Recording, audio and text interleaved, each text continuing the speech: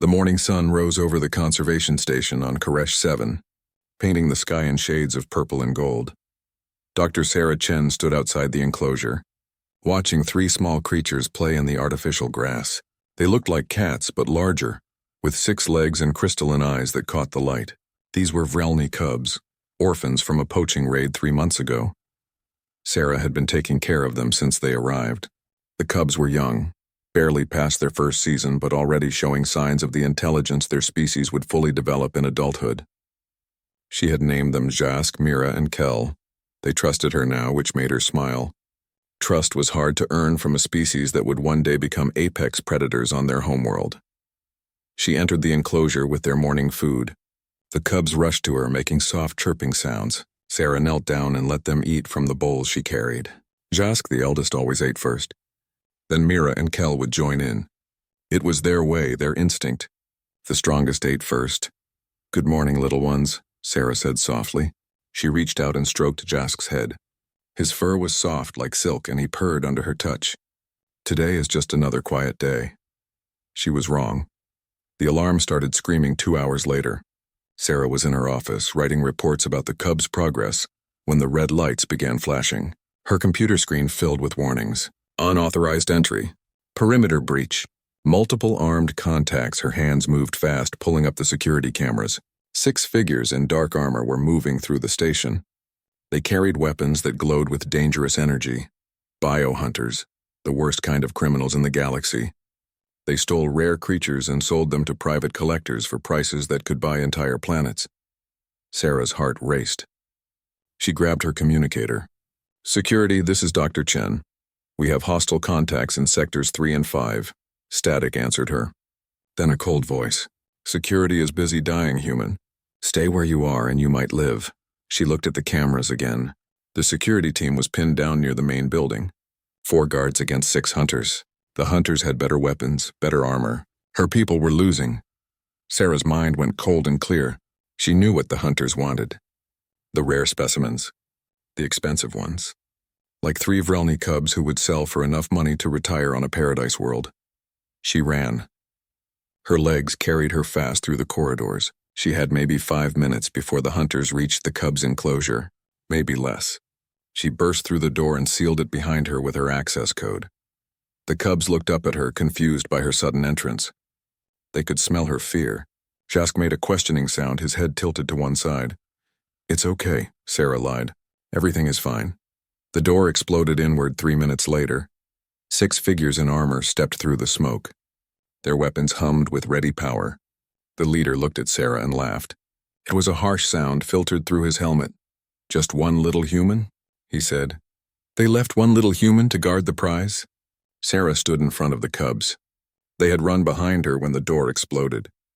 She could feel them pressing against her legs, scared and confused. Her hands were empty. She had no weapon, no armor, nothing but her body between the hunters and the cubs. "You don't want to do this," Sarah said. Her voice was steady despite her racing heart. "Sure we do," another hunter said. "Those cubs are worth 5 million credits each. 15 million total. We're doing this." "I mean," Sarah said quietly, "you don't want to do this to me?" They laughed. All 6 of them laughed. One hunter raised his weapon. "Move, human." "Last chance." Sarah didn't move. "No." The hunter's finger started to squeeze the trigger. Sarah moved first. She had been standing near a maintenance panel on the wall. Her hand slapped the emergency release. The panel exploded outward with compressed air, hitting the hunter in the face. He stumbled back. Sarah was already moving. She grabbed a metal feeding bowl and threw it. Her aim was perfect. It hit another hunter's weapon, knocking it from his hands. Then she was among them. The hunters had made a mistake. They thought humans were weak, soft, easy prey. They forgot that humans came from a world where nothing was easy, where survival meant being tougher than everything that wanted to kill you. Sarah ducked under a swing from an armored fist. She kicked out, hitting a knee joint in the armor. The hunter screamed and went down. She rolled, came up with his dropped weapon, and fired. The blast hit another hunter in the chest. His armor held, but the impact threw him back into the wall. 4 left standing, they stopped laughing. They realized their mistake. But it was too late to fix it. Sarah used the enclosure against them. She knew every corner, every hiding spot, every weak point. The hunters had to be careful not to damage the cubs. That made them slow. Sarah had no such limits. She could be as violent as she needed to be. She dropped the weapon when it overheated. A hunter grabbed her from behind. Sarah threw her head back, smashing into his helmet. Her forehead split open, blood running down her face, but she heard his nose break through the helmet speakers. He let go. She spun and drove her knee into his stomach, then his throat when he bent over. 3 left. A plasma bolt grazed her side. The pain was incredible, like being touched with a star. Sarah felt her skin burn, smelled her own flesh cooking. She stumbled. The hunter who shot her moved closer, confident now that she was wounded. Sarah waited. Let him come.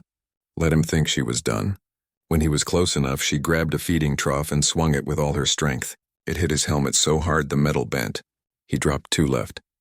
Behind her, pressed against the back wall, 3 Vrelny cubs watched in absolute silence.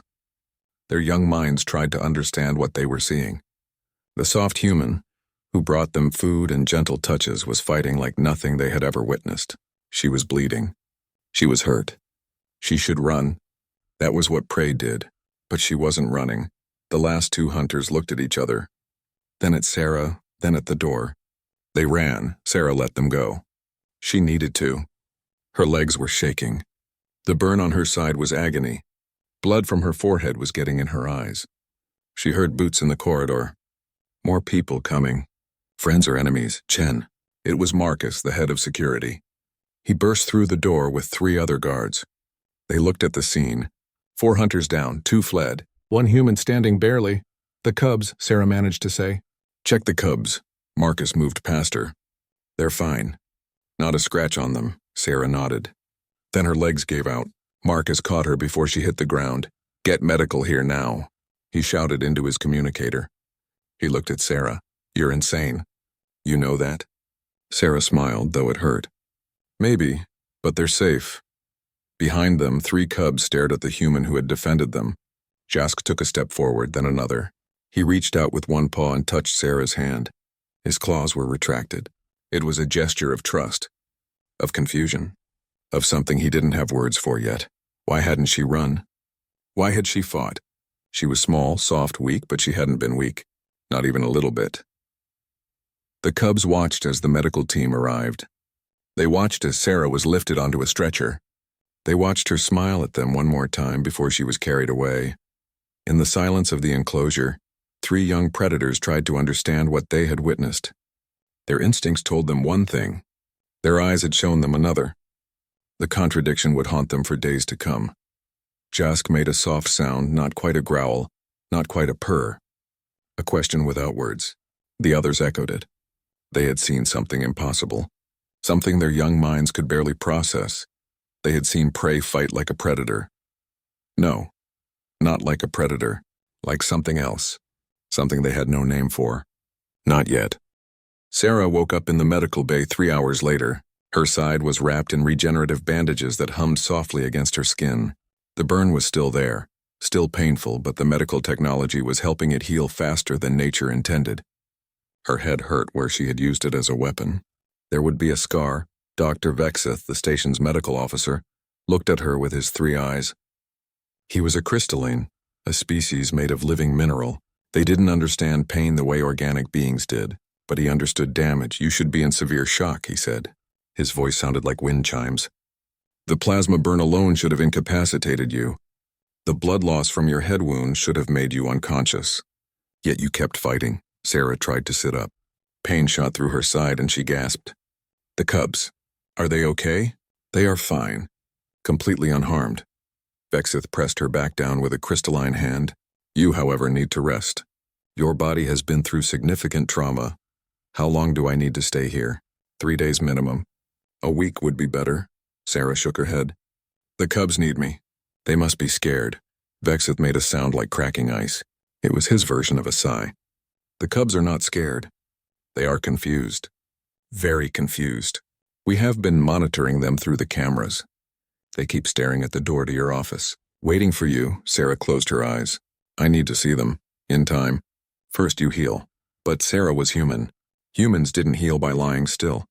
They healed by moving, by pushing, by refusing to let damage stop them. 2 hours later, she was walking through the corridors with Vexith following behind her, muttering about stubborn species. The cubs saw her coming. All three rushed to the glass barrier that separated the enclosure from the observation area. They made sounds loud and urgent. Jask placed both front paws on the glass, his crystalline eyes locked on Sarah. She entered the enclosure. The moment the door opened, the cubs surrounded her. But they didn't jump on her like before. They moved carefully, almost gently. Jask sniffed at her bandaged side. Mira touched her forehead with a soft paw. Kel made a worried sound. "I'm okay," Sarah said softly. She sat down, moving slowly because of the pain. The cubs settled around her, close but careful not to touch her injuries.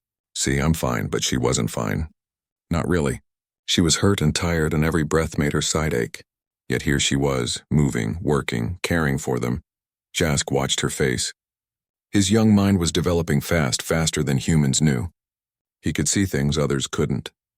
He saw pain in her eyes. He saw the way she held her body stiff on one side. He saw weakness, but he also saw strength, not the strength of claws or teeth. Something else. Over the next days, Sarah came to see them as much as the medical team allowed. Each time she was a little better. The burn was healing. The cut on her head was closing. But Jask noticed something. She still moved differently. Her body was damaged, yet she kept coming. Kept working. Kept caring for them. On the third day, Sarah brought their food as usual. She knelt down and Jask saw her wince. The pain was still there, but her face smiled. Her hands were steady as she set down the feeding bowls. Mira ate first this time. Then Kel. Jask sat back and watched Sarah instead of eating. He tilted his head, studying her. She noticed and tilted her head back, mimicking his gesture. "What are you thinking about, Jask?" she asked. He couldn't answer. Not with words. His species wouldn't develop full language for another year, but he could think. Oh, how he could think. And what he thought confused him deeply. Sarah was prey. Every instinct in his body told him this. She had soft skin, no claws, no fangs, no armor, no venom. She moved on only 2 legs. She was small compared to adult Vrelny. Everything about her screamed prey, but she had fought. She had stood between predators and him. She had bled and burned and kept fighting. She had won. That night after Sarah left, Jask didn't sleep. He lay awake, staring at the ceiling of the enclosure. Mira and Kel curled up together, but Jask couldn't rest. His mind was too busy trying to solve a puzzle that made no sense. The next morning, one of the security guards brought their food. Not Sarah. The guard was a Thorian, huge and armored with natural plates. A real predator. The cubs ate their food but kept looking at the door, waiting. When Sarah finally came in the afternoon, Jask rushed to her. He circled her legs, making urgent sounds. "Where were you? Why weren't you here?" These were the questions in his chirps and purrs. "I had to do paperwork," Sarah explained, reaching down to stroke his head. "Very boring stuff. But I'm here now." She sat with them for an hour. She told them stories they couldn't fully understand. She showed them pictures on her tablet of Earth, her home world. Jask stared at the images. He saw vast plains, tall grass, running animals. Sarah pointed at one animal. "That's a gazelle. Beautiful, right? Fast too. Very fast." Then she showed another image. A human running, not fast like the gazelle, but steady, hour after hour after hour in the image sequence. And slowly the gazelle got tired. The human got closer. Eventually the human caught it. "That's how my ancestors hunted," Sarah said. "We couldn't outrun our prey, so we just didn't stop. We ran until they couldn't run anymore." Jask looked at the image, then at Sarah, then back at the image. Something clicked in his young mind. Not complete understanding, but the beginning of it. Over the following days, Jask started testing. He would drop his favorite toy far across the enclosure, then watch to see if Sarah would get it for him. She did, every time, even when it was far, even when it meant walking hurt her injured side. He watched how she moved, studied her. She didn't have the burst speed of a Vrelny. She couldn't leap high or strike fast, but she never stopped. She just kept going, steady and sure. One day, a supply worker brought in food for the large carnivore in the next enclosure. The creature roared, slamming against its containment. The worker jumped back, scared. Sarah walked right up to the barrier. The creature roared at her. She didn't flinch. She just stared at it until the creature looked away first. Jask saw this. He made a low sound, almost a growl. Confused, frustrated, nothing made sense. That evening, Sarah sat with them as the sun set. The purple sky turned dark. She hummed a song, something from her world. Jask lay with his head on her leg, careful to avoid her injured side. He could feel her heartbeat through her body, steady, calm, strong. "You're getting big," Sarah said, scratching behind his ears. "Soon you'll be bigger than me. Stronger, too. Your claws will be sharp enough to cut through steel. You'll be amazing predators." She said this with pride, not fear, as if she was happy he would one day be able to kill her easily. Jask didn't understand this either. "But," Sarah continued, her voice soft in the darkness, "I hope you'll remember that being strong isn't just about claws and teeth. It's about heart. About protecting those who need it. About standing firm when everything tells you to run." Jask looked up at her face. She was staring at the stars appearing in the sky. There was something in her expression he couldn't name. Something deep. Something old. That night after Sarah left, Jask gathered his siblings. He made sounds, trying to communicate his confusion. Mira and Kel felt it too. They had all watched. They had all seen. They paced the enclosure together. 3 young predators trying to understand one small human. Their instincts said one thing. Their experience said another. The gap between was driving them slowly crazy. In her quarters, Sarah lay in bed staring at her ceiling. Her side still hurt. The scar on her forehead was red and fresh. She thought about the cubs. About how they watched her now. Different than before. More intense. More focused. She had seen that look before. In animals back on Earth. The look of a predator studying prey, but also something else. Something harder to define. Respect? Curiosity? Confusion? Sarah smiled in the darkness. She wondered what they thought when they looked at her. Did they see weakness? Or something else? Did they understand that humans were different? That they had climbed to the top of their world's food chain not through strength, but through something harder to define? Probably not. They were too young. But maybe someday they would understand. Maybe someday they would realize that the galaxy's most dangerous predator didn't have claws or fangs or venom. It had determination. It had intelligence. It had the ability to look at a problem and simply refuse to give up until that problem was solved, even if solving it meant bleeding, even if it meant pain, even if it meant standing alone against impossible odds. Sarah closed her eyes. Sleep came slowly, but it came, and in her dreams, she ran across endless plains, chasing prey that couldn't understand why it was being hunted by something so slow, so weak, so soft. The prey ran and ran until it couldn't run anymore, and the human kept coming, always kept coming, because that was what humans did. They persisted. They endured. They won through stubbornness when strength failed. In the enclosure, Jask dreamed too. He dreamed of the fight, of Sarah standing between him and death, of her bleeding and burning and refusing to fall. In his dream, he finally asked the question that had been building in his mind for days. "What are you really?" The dream Sarah smiled at him. But she didn't answer. Some questions took time to understand. Some answers had to be discovered, not given. Jask would find his answer. Eventually, when he was ready to understand it. 2 weeks passed. Sarah's injuries healed into scars. The burn on her side faded from angry red to pale pink. She moved without pain now. But the cubs had changed. They watched her constantly. Studied her. It made some of the other staff nervous. "They're fixating on you," Dr. Kelvin said during a staff meeting. She was a Xanthari, a species with tentacles instead of arms. She specialized in behavioral studies. It's not normal. Young Vrelny should be playing, fighting each other, testing their hunting skills. But yours just watch you. Sarah looked at the screen showing the enclosure. The 3 cubs were lying in a row, all facing the door to her office, waiting. "They're curious. That's all?" "It's more than curiosity," Kelvin insisted. Her tentacles rippled with concern. "I've studied Vrelny for 20 years. I've never seen this behavior. They're trying to categorize you, trying to figure out where you fit in their understanding of the universe. And they can't. It's disturbing them." "What do you suggest?" Sarah asked. "Distance. Let other staff care for them for a while. Break the fixation before it becomes a problem." Sarah shook her head. "They've already lost their parents. I won't abandon them too." That afternoon, Sarah entered the enclosure as usual. The cubs rushed to her, but differently now. They didn't jump or play. They circled her, making low sounds. Testing sounds. Jask reached out and gently touched her arm with one paw. His claws were out just slightly. Not a threat, a test. Hey now, Sarah said gently. Claws in, please. Jask retracted them immediately, but he kept touching her arm, feeling her skin, so soft, so vulnerable. One quick swipe and he could cut deep. He knew this. His instinct screamed at him to do it, to test, to confirm what his eyes told him. But he didn't, because something else stopped him. Memory. The image of Sarah standing between him and death. The sound of her fighting. The sight of her bleeding but not stopping. His instinct said attack. His memory said no. Sarah sat down.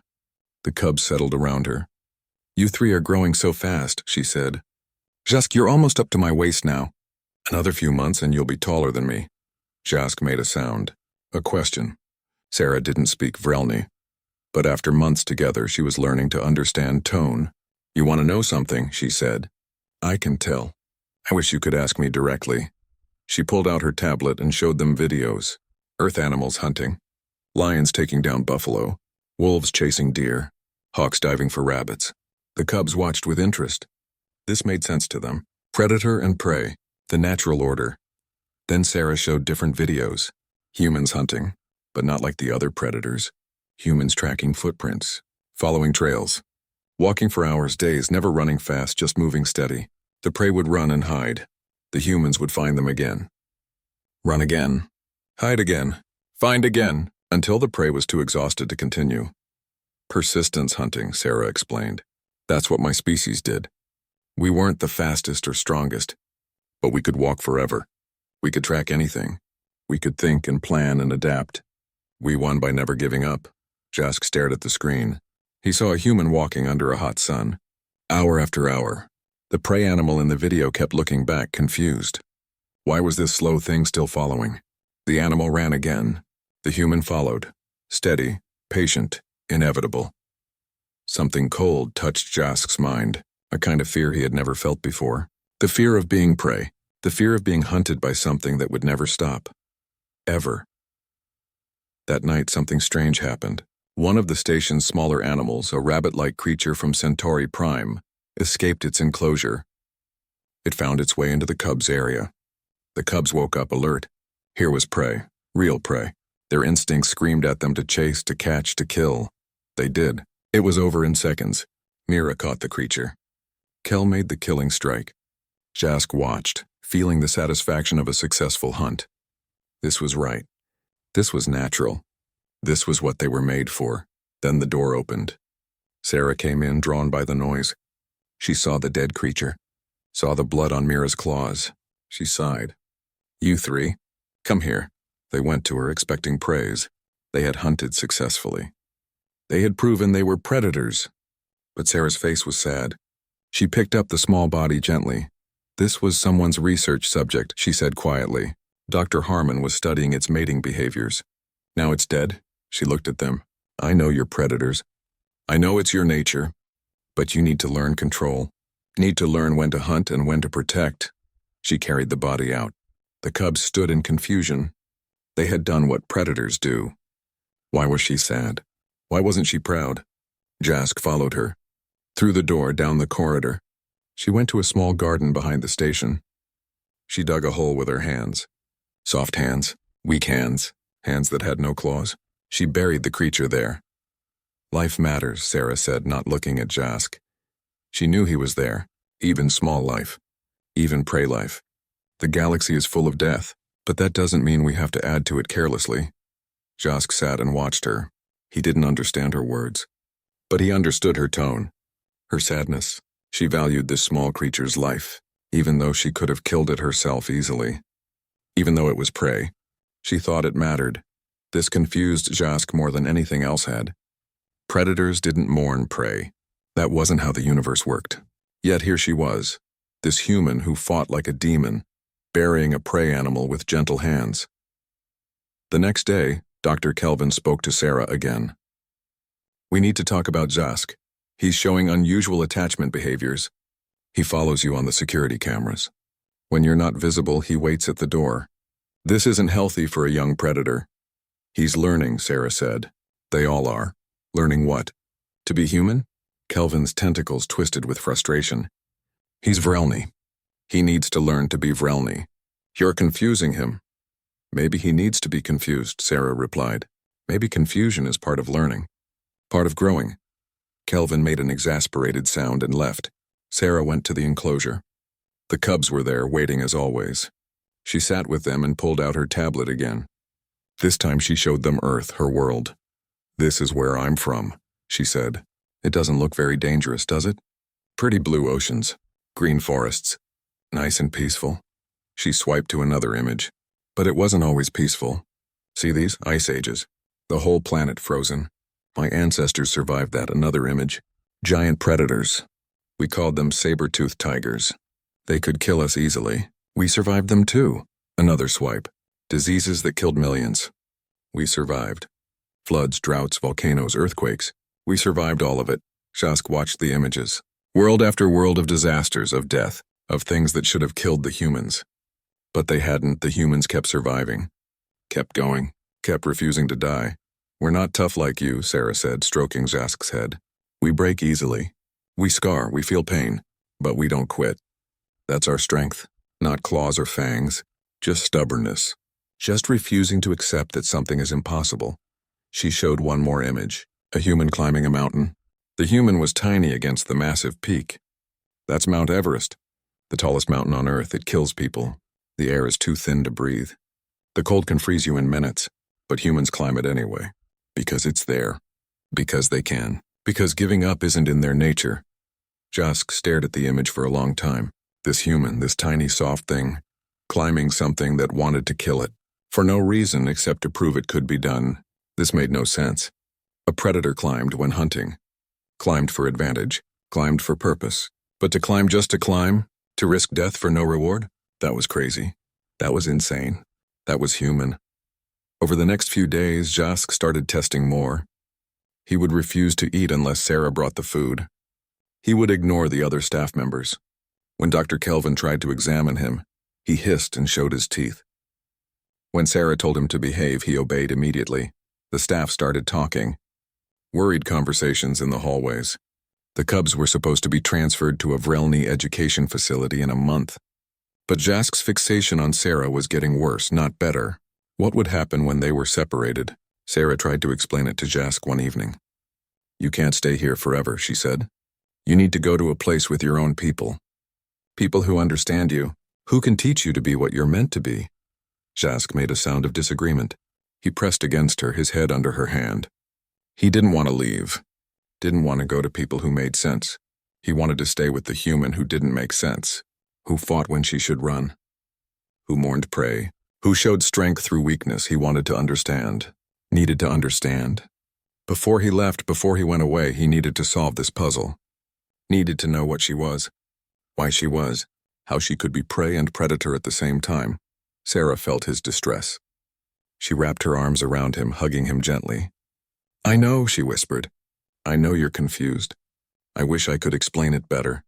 But some things you have to understand on your own. Some lessons come from inside, not from someone teaching you.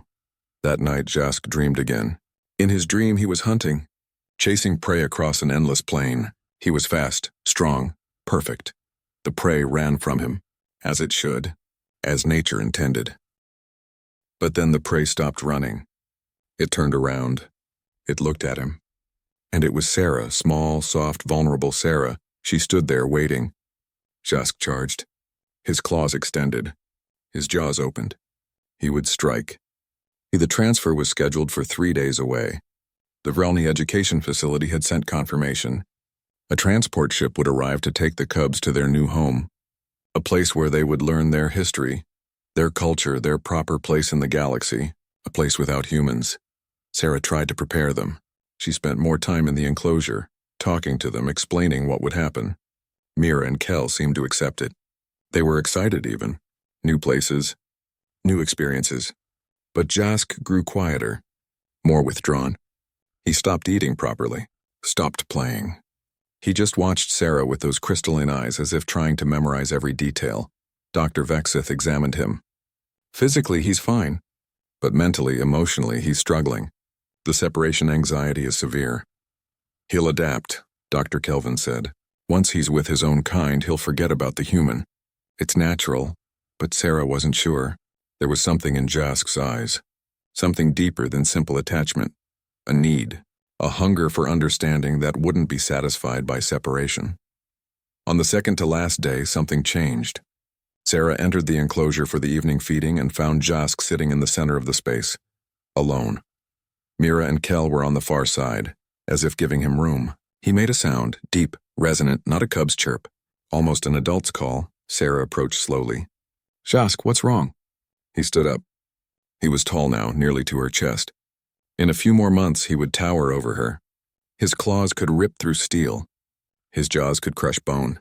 He was becoming what he was meant to be. A predator. An apex. But he sat down in front of her. Submissive, asking, begging. He made sounds, complex sounds, trying to communicate something beyond his current ability to speak. His frustration was clear. He needed to say something, needed to ask something, but the words wouldn't come. Sarah knelt down, bringing her face level with his. I wish I could understand you, she said softly. I wish you could tell me what you need. Jask made a low sound. Then he did something unexpected. He pulled up one of the tablets they sometimes used for enrichment activities. He tapped it with a claw. The screen showed a video library. He scrolled through, clumsy with paws not made for this kind of work. He found what he was looking for. The video from weeks ago, the one showing Sarah in the fight. The station's security recording. He played it. The video showed her standing in front of the cubs, showed the hunters entering, showed the fight. Jask watched it again, though he had clearly seen it many times. Then he looked at Sarah, back to the video, back to Sarah. He tapped the screen where Sarah stood. Then he tapped his own chest. Then Sarah's chest. Question, comparison, confusion. You want to know about me? Sarah said. Understanding dawned. About why I fought. About what I am. Jask made an urgent sound. Yes. Yes. Finally. Communication. Sarah sat back. She thought carefully about how to explain. How to make a young predator understand something that most adult aliens struggled with. Okay, she said. Let me try to show you. She pulled up her own tablet. She showed him Earth again. But this time, different images. Humans in armor. Humans with weapons. Humans at war. We fight, she said. We fight a lot. We fight each other. We fight nature. We fight anything that threatens what we love. New images. Humans saving each other from disasters. Pulling people from rubble. Diving into floods. Running into burning buildings. But we also protect. We risk everything to save others. Even strangers. Even people we don't know. More images. Humans with animals. Humans caring for creatures that could kill them. Tigers, bears, wolves. We make friends with predators. We see something in them we recognize. Maybe something of ourselves. Jask watched, transfixed. He saw patterns. Humans were prey-shaped, but they acted like predators. No, not like predators. Like something else. Something that was both and neither. Sarah showed him one more video. It was old, from Earth's history. Soldiers in ancient times. One soldier was wounded, couldn't walk. The battle was lost. Enemy forces were coming. The logical thing was to leave him. Save yourself, survive, but 3 other soldiers came back. They picked up their wounded friend. They carried him while enemy arrows fell around them. They could have run faster without him. Could have saved themselves easily. But they didn't, they carried him to safety. All 4 survived. That's what we are, Sarah said. We're the species that comes back. We're the ones who carry our wounded. We don't leave people behind. We don't give up on each other. We don't quit. She looked at Jask. When those hunters came, I could have run. I could have locked myself in my office. Called for help. Waited for someone stronger to save you. But that's not what humans do. We stand, we fight. We protect those who can't protect themselves. Not because it makes sense, because it's right. Jask made a low sound. He was starting to understand. Not fully, but the pieces were coming together. Humans were weak, but they didn't act weak. They had prey bodies, but predator minds. No, different minds. Minds that saw the world in a way that defied natural law. Then Director Ashara entered the enclosure.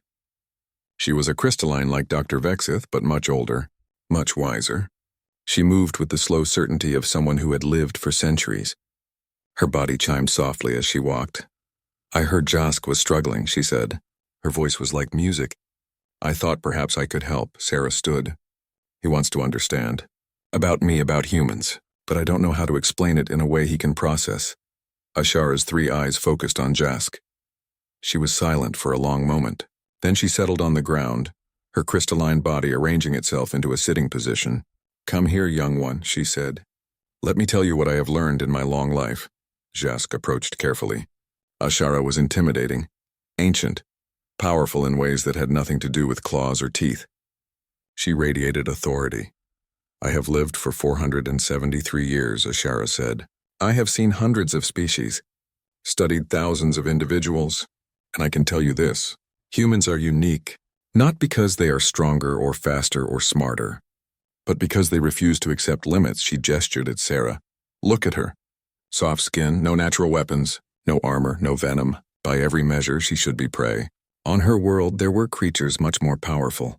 Creatures that could kill her easily, and yet humans survived, thrived, conquered their entire planet. Ashara's voice took on a teaching tone. Do you know how? Not through strength. Through persistence. Through cooperation. Through the simple refusal to give up. A predator hunts. A human endures. A predator strikes fast. A human strikes forever.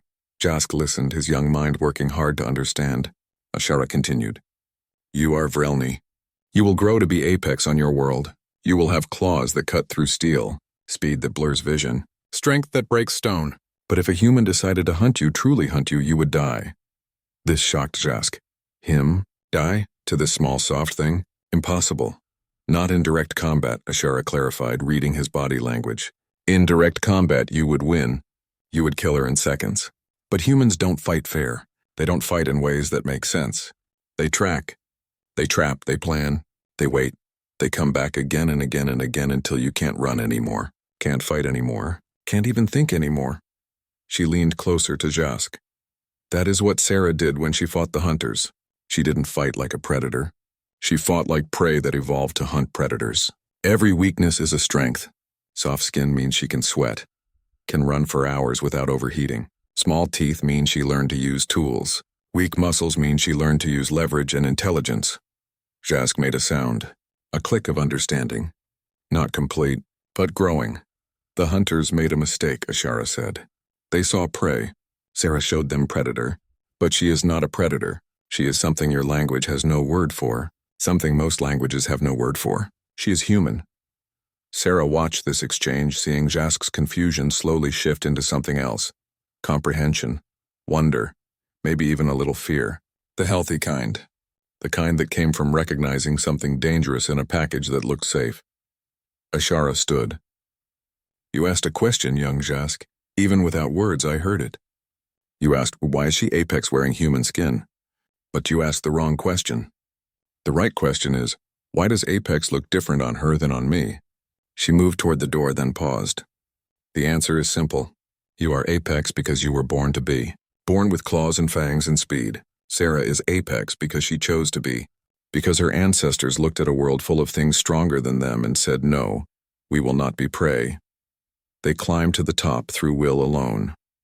Through refusing to accept their place in the natural order, Ashara left. The enclosure fell silent. Jask sat very still, processing. Sarah waited. She didn't push, didn't speak. Just let him think. Finally, Jask stood. He walked to Sarah. He was almost as tall as her now. He reached out one paw and placed it against her chest. Gently, carefully. He felt her heartbeat. Steady, strong, human. He made a sound, not a question this time. A statement. An acknowledgement. He still didn't fully understand, but he understood enough. He understood that she was different, special, dangerous in ways that... The transport ship arrived at dawn. It was a Vrelny vessel, sleek and powerful, built by a species that valued strength and speed. The pilot was an adult Vrelny named Tarask, massive and intimidating with scars that told stories of battles won. He looked at Sarah once, then dismissed her. Prey. Unimportant. But when he looked at the cubs, his expression softened. Younglings, he said in the deep, rumbling voice of his people. You are ready to come home? Ready to learn what you truly are? Mira and Kel bounded forward, excited. New adventure. New learning. They chirped at Teresk, showing him the things they had learned. How fast they could run. How high they could jump. Teresk purred his approval. Good cubs, strong cubs. But Jask hung back. He stood next to Sarah, pressed against her leg. His eyes were on Tarask, but his body said clearly, I don't want to go. Sarah knelt down next to him. The other staff members watched from a distance. This goodbye had been expected to be hard. Jask's attachment was well documented, but Sarah kept her voice steady, strong, like she had taught him to be.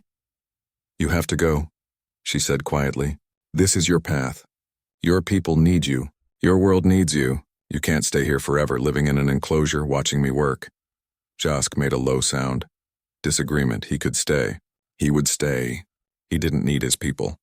He needed her. Needed to understand more. Needed to learn more. You've learned what you needed to learn from me, Sarah said. She stroked his head, feeling the soft fur that would soon become coarse and thick. You've learned that strength isn't just physical. That courage means standing when you should run.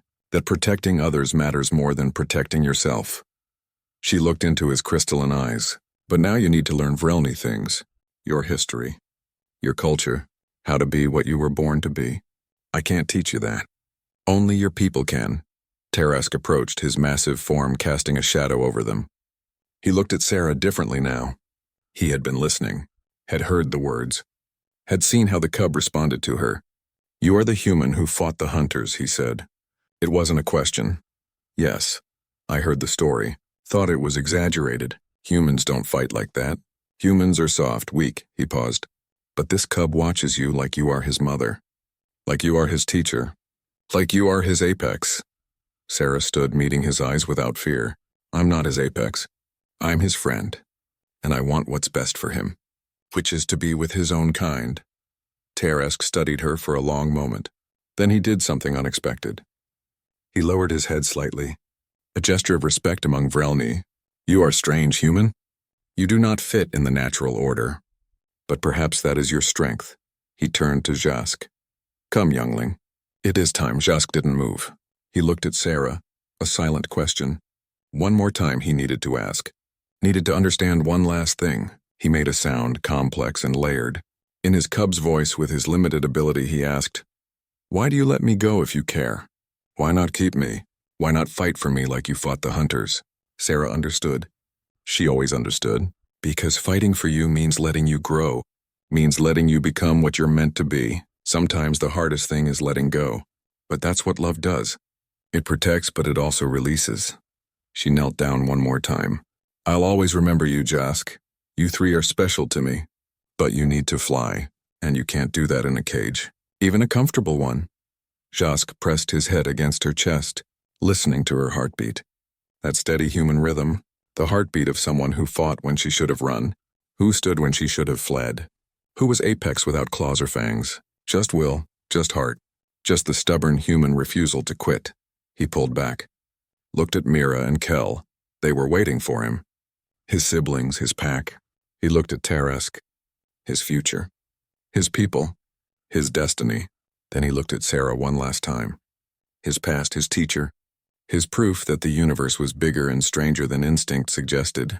Jask walked to the transport. But at the door he stopped, he turned, and in his young voice, struggling with sounds his throat wasn't fully developed to make, he spoke. One word, learned from Sarah's lessons, practiced in secret. His first word in human language. Thank. Sarah's eyes went wide, then filled with tears. She smiled through them. You're welcome, Jask. Go be magnificent. He entered the ship. The door closed. The transport lifted off, its engines humming with power. Sarah watched it rise into the purple sky, getting smaller and smaller until it was just a speck of light. Then nothing. Director Ashera stood beside her, having appeared silently. That was difficult, she said, but necessary. I know, Sarah replied, wiping her eyes. Doesn't make it easier. He will remember you. For his entire life he will carry this lesson about humans, about strength, about what it means to be apex beyond physical power. Ashara's crystalline body chimed softly. You have changed him.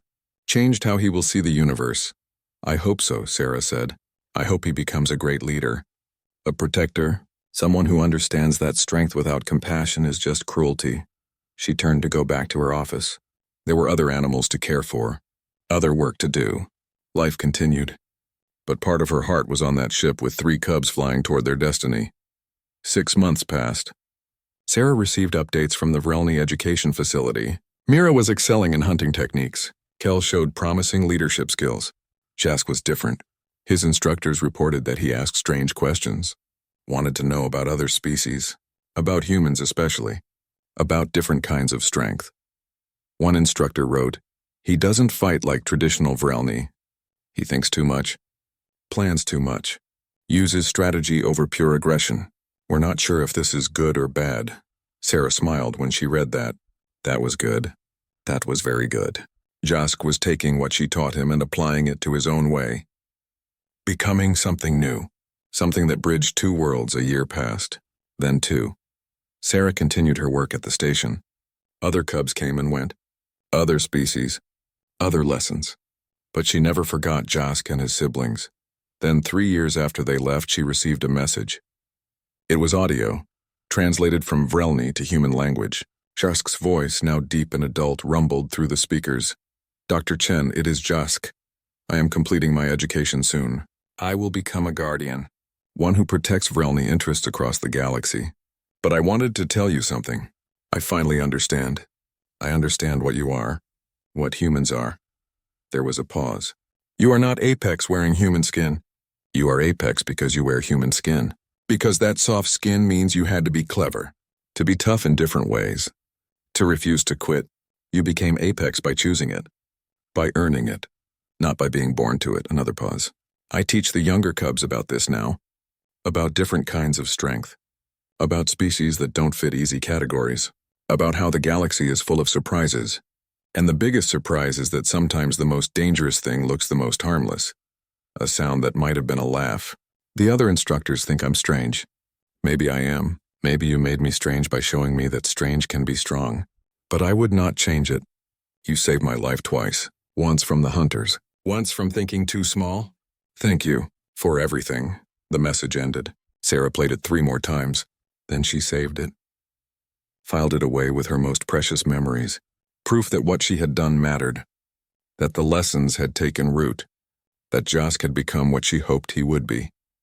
5 years after that, Sarah was working late in her office. A ship landed unexpectedly at the station.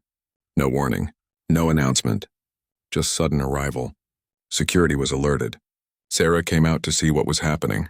A massive Vrelny exited the ship. He was huge now, fully grown, battle-scarred but proud. He wore the markings of a guardian, and his crystalline eyes found Sarah immediately. "Jask?" Sarah said, hardly believing it. "Dr. Chen," he said. His human language was perfect now.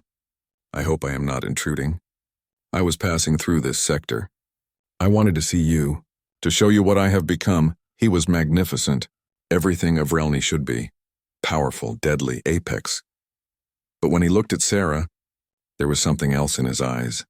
Respect, understanding, recognition of a fellow Apex, even if she looked nothing like one.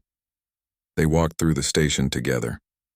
Jask told her about his work, about planets he had protected, about threats he had stopped, about times when he had to choose between strength and compassion, and had chosen compassion.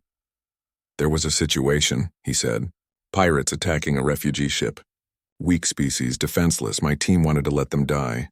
Said it wasn't our problem. Said the refugees were prey and prey die. That is the way." He looked at Sarah. "But I remembered you, standing between me and the hunters. So I said no. We saved them. My team was angry. But they followed me.